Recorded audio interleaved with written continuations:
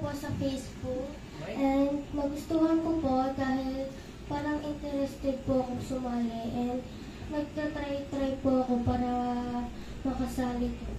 So, So I had an event sa school po and I needed to find a makeup artist and my mom found a makeup artist and that makeup artist recommended to me this modeling management and so I wanted to try it out to pursue modeling and to give a chance to go on this journey. Yes po, ever since I was younger pa po, I really wanted to pursue modeling but I never really had a chance. So, when I was given a chance, syempre po, I took it. yes, tama nga naman yun, di ba? Sunggaban mo na agad yan. Paano ka naman napunta sa DMP Models?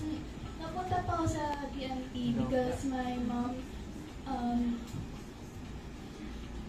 talked to me that I should join. Okay. Pero English na yung mga models natin ngayon. Okay, so happy ka naman nung sinali ka ng mommy mo dito sa DMP? At first po, nakabahan po ako at parang sad po ako. Pero So bakit ka nagsad?